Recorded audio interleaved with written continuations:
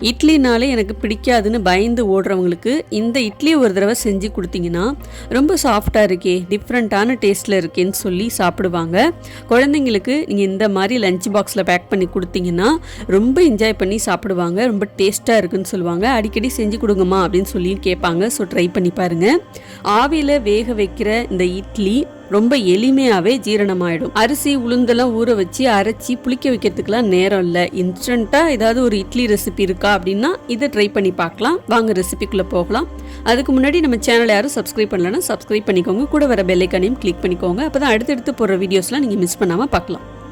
இந்த இட்லி பண்ணுறதுக்கு 1 கப் அளவுக்கு ஜவ்வரிசி எடுத்திருக்கேன். இந்த ஜவ்வரிசி பார்த்திங்கன்னா மாவு ஜவ்வரிசி தான். இந்த ஜவ்வரிசி 2 விதமாக கிடைக்கும். ஒன்று மாவு ஜவ்வரிசி, இன்னொன்று நைலான் ஜவ்வரிசி. நீங்கள் மாவு ஜவ்வரிசியாக வாங்கிக்கிட்டிங்கன்னா தான் இது நல்லா ஊறி சாஃப்டாக இருக்கும். இட்லி செய்கிறதுக்கும் நல்லாயிருக்கும். இதை ஒரு மிக்சிங் பவுலில் சேர்த்துக்கலாம். சேர்த்துட்டு கொஞ்சமாக தண்ணி ஊற்றி இதை நல்லா கலந்துக்கோங்க. நல்லா கலந்துக்கோன்னா நல்லா கை வச்சு அழுத்தி கலந்துட்டிங்கன்னா இதில் உள்ள மாவெல்லாம் வெளியில் கரைய ஆரம்பிச்சிடும். லேசாக இந்த மாதிரி கலந்துக்கோங்க. நல்லா கலந்துட்டு 2 தடவை தண்ணி ஊற்றி நல்லா அலசிட்டு, இப்போ தண்ணி ஊற்றி சரியாக ஒரு 5 மணி நேரம் இது நல்லா ஊறணும். அப்போ தான் நமக்கு நல்லா சாஃப்டாக இருக்கும் இட்லியும். இப்போ இது அப்படியே ஊறட்டும். இப்போ சரியாக 5 மணி நேரம் கழித்து ஓப்பன் பண்ணி பார்க்கலாம். ஜவ்வரிசி நல்லா தண்ணியில் ஊறி வந்திருக்கு. பார்த்திங்கன்னா இந்த மாதிரி ஒரு ஜவ்வரிசி எடுத்து கையால் அழுத்தி பாருங்கள். நல்லா கரைஞ்சி மாவு மாதிரி வருது பாருங்கள். இந்த மாதிரி நல்லா ஊறி வந்தால் தான் இட்லியும் நமக்கு நல்லா இருக்கும். நைலான் ஜவ்வரிசியை நீங்கள் பயன்படுத்துனீங்கன்னா இந்த அளவுக்கு ஊறி நல்ல மாவு மாதிரி கரைஞ்சி வராது. மாவு ஜவ்வரிசி அப்படின்னா தான் நல்லா ஊறி மாவு மாதிரி வந்தால் தான் இட்லியும் நல்லாயிருக்கும். ஸோ இதை நான் என்ன பண்ண போகிறேன்னா கொஞ்சம் தண்ணி எல்லாத்தையும் வடிச்சிட்டு கொஞ்சம் கையால் மசிச்சிக்க போகிறேன். நீங்கள் தேவைப்பட்டால் இதை அப்படியே ஒரு மிக்ஸி ஜாரில் சேர்த்துட்டு அரைச்சிக்கவும் கூட செய்யலாம். அது பார்க்கறதுக்கு இட்லி மாவு மாதிரியே இருக்கும். நம்ம இது லேசாக அப்படி கையால் மசிச்சு விட்டுட்டோம்னா இட்லி வேகிறப்ப நல்லா முத்து முத்தாக ஜவ்வரிசி மேலே அழகாக தெரியும். சாதாரணமாக நம்ம அடிக்கடி சாப்பிட்ற இட்லிக்கு அரிசி உளுந்த ஊற வைக்கணும், மாவை அரைக்கணும், கிரைண்டர் கழுவணும், மாவை ஊற வைக்கணும், இந்த மாதிரி நிறைய ப்ராசஸ்லாம் இருக்கும் இல்லையா? ஆனால் இந்த ஜவ்வரிசி இட்லிக்கு ஜவ்வரிசியை ஊற வச்சுட்டா மட்டும் போதும். அரைக்கணும் அப்படிங்கிறது உங்களுடைய ஆப்ஷன் தான். தேவைப்பட்டால் நீங்கள் அரைச்சிக்கலாம். அப்படி இல்லைன்னா நீங்கள் டைரெக்டாகவே கூட புளிக்க வைக்காமவே இந்த இட்லியை செய்யலாம். ஸோ ஒரு தடவை ட்ரை பண்ணி பாருங்கள். இப்போது இதில் 1 கப் அளவுக்கு ஜவ்வரிசி எடுத்துருந்தேன். அதே 1 கப் அளவுக்கு ரவை எடுத்திருக்கேன். இந்த ரவை வறுத்த ரவை தான். நீங்கள் வறுக்காத ரவை எடுத்திருக்கீங்க அப்படின்னா கொஞ்ச நேரம் வானிலையில் போட்டு லேசாக வறுத்துட்டு அதுக்கப்புறமா இந்த ஊற வச்ச ஜவ்வரிசி கூட சேர்த்துக்கோங்க. நம்ம எந்த அளவுக்கு ஜவ்வரிசி எடுக்கிறோமோ அதே அளவுக்கு தான் ரவை எடுக்கணும். அதே அளவுக்கு தான் தயிரும் எடுக்கணும். அதே 1 கப் அளவுக்கு புளிச்ச தயிராக எடுத்துக்கணும். சாதாரணமாக நம்ம இட்லி மாவுக்கு எப்படி புளிச்ச மாவில் தான் இட்லி ஊற்றுவோம் இல்லையா? அதே மாதிரி இது கொஞ்சம் புளிக்கணும் அப்படின்னா புளிச்ச தயிரை சேர்த்துக்கிட்டா தான் இட்லி நல்லாயிருக்கும். ஸோ இந்த புளிச்ச தயிரையும் சேர்த்துட்டு ஒரு 1/2 டம்ளர் அளவுக்கு தண்ணியும் சேர்த்துட்டு நல்லா கலந்துட்டு 15 நிமிஷத்துக்கு அப்படியே நல்லா ஊற வைக்கணும். ரவை சேர்த்துருக்கிறதுனால தண்ணி எல்லாத்தையும் இழுத்துட்டு இன்னும் கெட்டியாக ஆரம்பிக்கும். ஸோ ரவையும் நல்லா ஊறணும். இப்போ நல்லா கலந்து விட்டுட்டு இதை ஒரு 15 நிமிஷத்துக்கு அப்படியே ஊற வச்சிடலாம். இது அப்படியே இருக்கட்டும். இது ஊறுற சமயத்தில் இதுக்கு நம்ம ஒரு சட்னி ரெடி பண்ண போகிறோம். ஒரு கடாயில் ஒரு 2-3 ஸ்பூன் எண்ணெய் ஊற்றிட்டு 2 ஸ்பூன் அளவுக்கு கடலைப்பருப்பு சேர்த்துக்கோங்க. காரத்துக்கு தகுந்த மாதிரி காஞ்ச மிளகாய், 1 கப் அளவுக்கு வேர்க்கடலை சேர்த்துக்கிறேன். இது வறுத்த வேர்க்கடலை தான். நீங்கள் பச்சை வேர்க்கடலையாக யூஸ் பண்ணுறீங்கன்னா லேசாக வறுத்துட்டு சேர்த்துக்கோங்க. 5-6 பூண்டு பல்ல தோல் உரிச்சிட்டு சேர்த்துக்கோங்க. ஒரு கொத்து கருவேப்பிலையும் சேர்த்துட்டு ஒரு 1/2 ஸ்பூன் அளவுக்கு ஜீரகம் சேர்த்துக்கோங்க.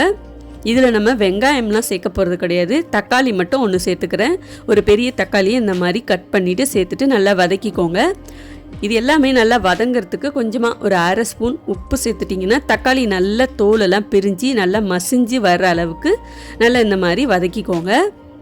இப்போ இது எல்லாமே நல்லா வதங்கி வந்ததுக்கப்புறம் ஆற வச்சுருங்க. அப்படியே நல்லா ஆறுனதுக்கப்புறம் சட்னி பதத்துக்கு கொஞ்சமாக தண்ணி ஊற்றி அரைச்சிக்கோங்க. இப்போ நான் உங்களுக்கு காட்டுறேன் பாருங்கள். இப்போ நான் அரைச்சிட்டு வந்துட்டேன். கடுகு, உளுத்தம்பருப்பு, கருவேப்பிலையும் போட்டு தாளிச்சிட்டேன். இந்த வேர்க்கடலை சட்னி ரொம்ப ரொம்ப டேஸ்ட்டாக இருக்கும். இட்லி, தோசை, அடை தோசை, ரவா தோசைன்னு எல்லாத்துக்குமே வச்சு சாப்பிட்லாம்.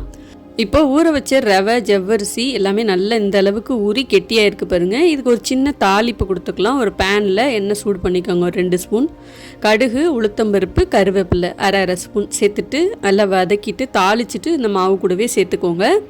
இப்போ இது கூடவே நல்லா தாராளமாக அதை திருவுன கேரட் வந்து சேர்த்துக்கிறேன். இந்த கேரட் திருவி சேர்த்துக்கிறதுங்கிறது ஆப்ஷனல் தான், நீங்கள் தேவைப்பட்டால் சேர்த்துக்கோங்க. ஆனால் ரொம்ப டேஸ்ட்டாக இருக்கும். கலரும் பார்த்திங்கன்னா நல்ல ஒரு அட்ராக்டிவான கலராக இருக்கும்.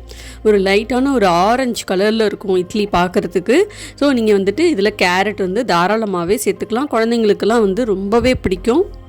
கேரட் சேர்த்துட்டு நல்லா ஒரு தடவை கலந்து விட்டுக்கோங்க. இது கூடவே சின்ன சின்னதாக கட் பண்ண பச்சை மிளகாய், ஒரு 2 பச்சை மிளகாய் கட் பண்ணி சேர்த்துட்டு வாசனைக்கு கொஞ்சம் பெருங்காயத்தூள் சேர்த்துக்கோங்க. ஒரு 1/4 ஸ்பூன் அளவுக்கு பேக்கிங் சோடா சேர்த்துட்டு கொஞ்சமாக தண்ணி சேர்த்து மாவை சரியான பதத்துக்கு அட்ஜஸ்ட் பண்ணிக்கோங்க. இட்லி மாவுலாம் நம்ம எந்த பதத்துக்கு ரெடி பண்ணுவோம் அந்த பதத்துக்கு மாவை நல்லா கரைச்சி எடுத்துக்கோங்க. மாவில் தேவையான அளவுக்கு உப்பும் சேர்த்துருங்க. இப்போ நமக்கு ஜவ்வரிசி இட்லி மாவு ரெடியாக இருக்குது. இதை வேக வைக்கிறதுக்கு இட்லி பாத்திரத்தில் தண்ணி ஊற்றி சூடு பண்ணியிருக்கேன். நான் இந்த மாதிரி இட்லி தட்டில் துணி போட்டு தான் வேக வைப்பேன். நீங்கள் தேவைப்பட்டால் இட்லி தட்டில் கொஞ்சமாக எண்ணெய் தடவிட்டு அதுக்கப்புறம் கூட இட்லி ஊற்றிக்கலாம். இதில் எல்லா தட்டுலேயும் ஒரு முந்திரி பருப்பு வச்சுருக்கேன். அதை வேக வச்சுட்டு இட்லி எடுக்கும்போது பார்க்கறதுக்கு நல்லாயிருக்கும், சாப்பிட்றதுக்கும் நல்லாயிருக்கும். நீங்கள் தேவைப்பட்டால் இந்த மாதிரி செஞ்சுக்கோங்க. அப்படி இல்லைன்னாலும் ஸ்கிப் பண்ணிக்கலாம். ஒரு குழியிலையும் ஒரு அரை கரண்டி இல்லை 3/4 கரண்டி அளவுக்கு மாவு எடுத்து இந்த மாதிரி ஊற்றிக்கோங்க. நிறைய ஊற்றிட்டிங்கன்னா பக்கத்து குழியிலையும் எல்லா மாவும் ஒன்று சேர்ந்து இட்லியெல்லாம் ஒட்டிக்கிற மாதிரி இருக்கும். இப்போ நம்ம இட்லியெல்லாம் வேக வைக்கிறதுக்கு ஒரு 8-10 நிமிஷம் ஆகும் இல்லையா, அந்த அளவுக்கு நம்ம வேக வச்சா போதும். இப்போ இட்லி நல்லா வெந்துருச்சு பாருங்கள்.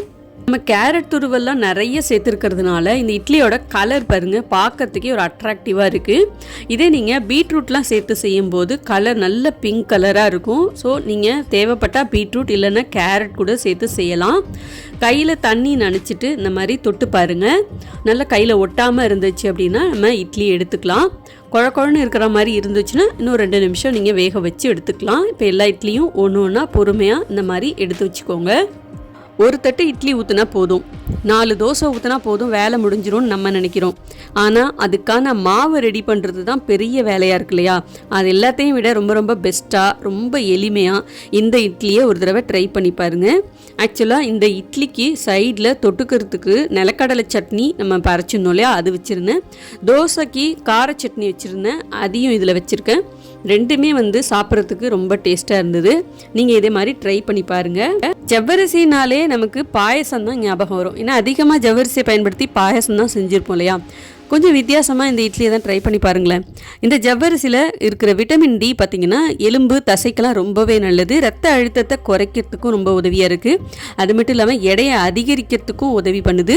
நீங்கள் ஃபாஸ்டிங்கில் இருக்கீங்க, ஒரு விரதம் இருக்கீங்க அப்படின்னா அந்த டைமில் நீங்கள் இந்த மாதிரி ஃபுட்டெல்லாம் எடுத்துக்கலாம்.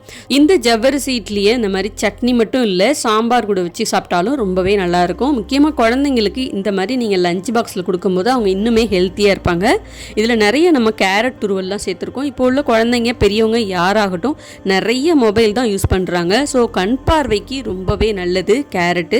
ஸோ இந்த மாதிரி ஒரு தடவை ட்ரை பண்ணி பாருங்கள். ட்ரை பண்ணி பார்த்துட்டு உங்கள் ஃபீட்பேக் கமெண்ட்ஸை எனக்கு மறக்காமல் ஷேர் பண்ணுங்கள். இந்த ரெசிபி உங்களுக்கு பிடிச்சிருந்ததுன்னா மறக்காமல் லைக் பண்ணிவிட்டு அப்படியே மற்றவங்களுக்கும் இதை ஷேர் பண்ணுங்கள். இதே மாதிரி அடுத்தடுத்து நிறைய ரெசிபிஸும் தெரிஞ்சுக்கணுன்னா சேனலை சப்ஸ்கிரைப் பண்ணி பக்கத்தில் வர பெல் ஐகானையும் கிளிக் பண்ணிக்கோங்க.